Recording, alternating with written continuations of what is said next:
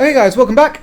Today we're going to be talking about Newton's laws. These are the most fundamental 3 laws in physics. They explain everything that happens whenever anything moves. They are chronically misunderstood. We're going to do loads and loads of practice on them, but you just need to learn the 3 rules for this video, and we'll do a shed load of practice in our lesson on them. Okay?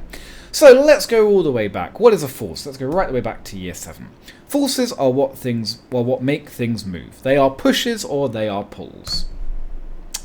So when you kick a football, here's the football, here's your foot, you're applying a force. Now this is a really bad diagram because actually there's no force acting anymore on this football.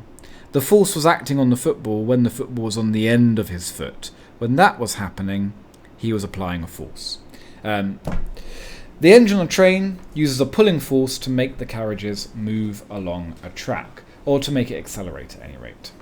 So these are called mechanical contact forces. In other words, forces, generally speaking, only work when I'm touching something. There are exceptions. We're going to look at magnets in year 11.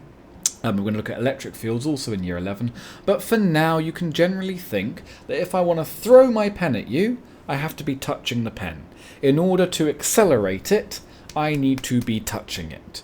If I want the pen to hurt you and dig you in the face and go, ow, the pen needs to be touching your face to do that. So these are contact forces. Now, all mechanical forces obey 3 laws called Newton's laws. Famous for Isaac Newton came up with them, and they explain everything pretty damn well. So, the first law. It says very simply, if there are forces acting on an object which is not moving, it will stay at rest. So here's my pen. If there is no overall force acting on it, nothing will happen. Yeah, it says person is at rest. Now you might say, well, I know that there is a force of weight. If you think back to last lesson, I know that it has weight acting downwards equal to mass times gravity. What we'll see later is, yeah, that's true, but the chair is pushing upwards with a reaction force equal to the weight. So overall, the force acting on this person is 0. So if we don't have a force acting on something, it won't accelerate. Now this is a bit trickier because it's something that's harder to see. We can also say that if something is already moving, it will continue to move in a straight line. Now that's a little bit hard because generally on Earth it's very, very difficult to ever have something with no forces acting at all on it. Because often, well, there's air in the atmosphere. Yeah, the world is full of air. So whenever I throw something, straight away, if it's moving through the air, it's got air resistance.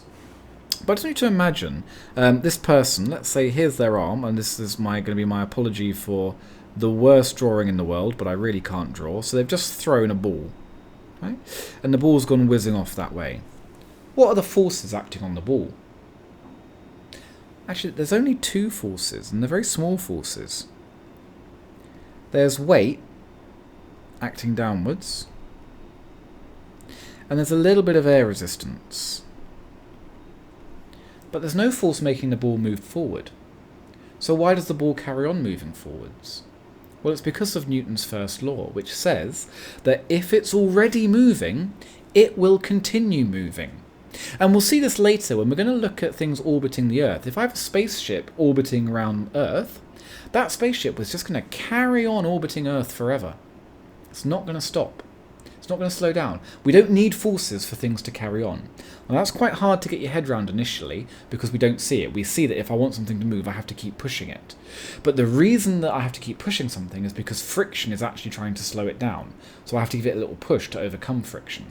But if I could get rid of all the forces on it and start it moving, it'll carry on going forever. So to sum this up, and this is what I want you to write in your books, we can say an object will remain at rest. So rest means not moving. Or continue at a constant speed without changing direction. You could then rewrite at constant speed without changing direction. You could just say constant... what? Yeah, constant velocity because velocity is speed with a direction, if the forces are balanced. So that means if there are no overall forces acting on the object. We'll come back to this balance term later. Okay, Newton's second law. Newton's second law says that if I want to start something moving, so if I want to push something, or if I want to stop it moving, or if I want to change something's direction, I must apply a force. And then we say that a bigger force will give a bigger acceleration than a small force on the same mass. So, I can say that if there is a resultant force on the object, it will speed up, slow down, or change direction inversely proportional to its mass. Inversely proportional means that if mass goes up, acceleration goes down. And that is the famous equation that we dealt with in the first lesson. Go back and rewatch it if you're unsure. That is F is equal to ma. Oops.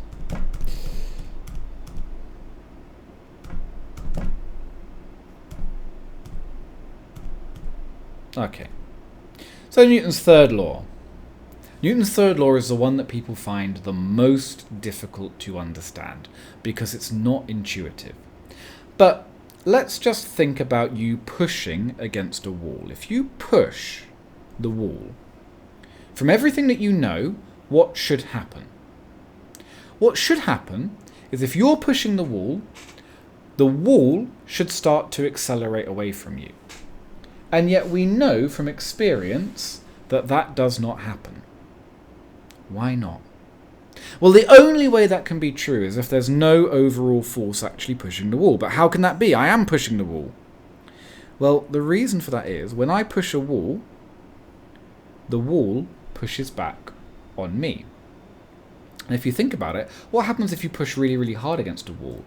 Eventually, you start to accelerate away from the wall. And why is that? It's because eventually the force of the wall's push is so high that you actually get accelerated away from it. So the third law is a bit tricky. It says for each force, there is an equal force acting in the opposite direction. So to explain that, it's best to do it with some examples. If you push against a wall, the wall pushes back on the same force. And if it didn't, the wall would start to move away. And if you push even harder, you know that you start to move. Second thing, think about a rocket. If you push up on a rocket, so here's my rocket, let's draw it like this.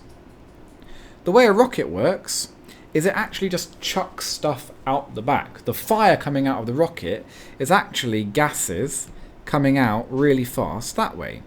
So what's happening is the rocket is pushing exhaust gas out the back. But when I push on exhaust gases, those gases push back on me. So the rocket experiences a force as well, and the rocket accelerates. Let's think of another example. Here are two people, and they're stood on an ice pit, on an ice rink. Yeah, so it's super slippery. I want you to imagine what will happen if this person here pushes the other person. Well, they'll actually both start to slide away. They'll both slide in opposite directions. And the reason that they'll both start to move in opposite directions is because when the first person with the green arrow pushed on the other person pushed back. There was an equal and opposite force in the other direction. Don't worry too much if you don't get your head around this one yet. We'll go through it a lot in the lesson. The last thing I want to talk about is resultant forces. So often you may have lots of forces acting on an object. So here's my object. We could have 10 newtons acting that way, 5 newtons acting that way, 6 newtons acting that way, and 2 newtons acting that way.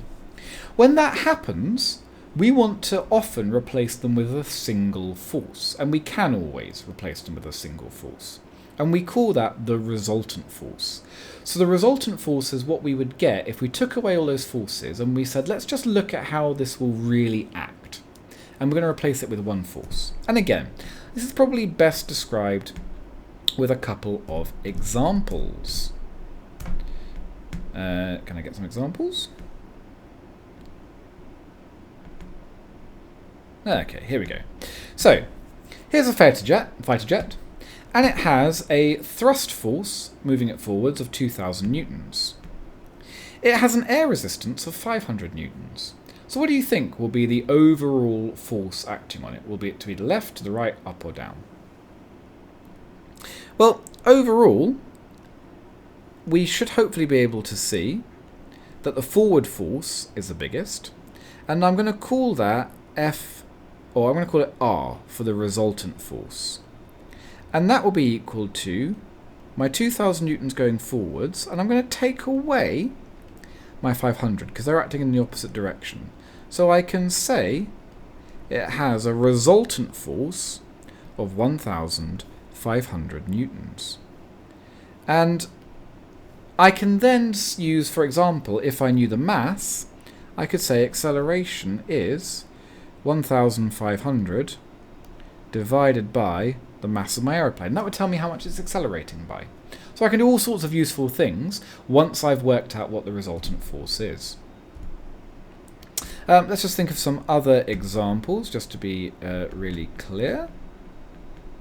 Could you calculate the force needed to accelerate a car of mass 1,500 by 5 at 5 meters per second squared? Well, this will just be F is equal to ma, so I can say that is equal to 1,500 times 5, which is... I should be able to do it in my head, but I always get nervous on camera, so I'm going to do it anyway. Force is 7,500 newtons. What about the force needed to accelerate a ball of mass 200 grams by 15 meters per second squared? Well, be careful here. 200 grams is 0.2 kilograms, so F is ma. F is 0.2 times 15, which should be 3 newtons, I believe. Let me just check, because again, I doubt myself when I've got a camera in my face. Yep, good. I do know how to do very basic mental maths. Hooray!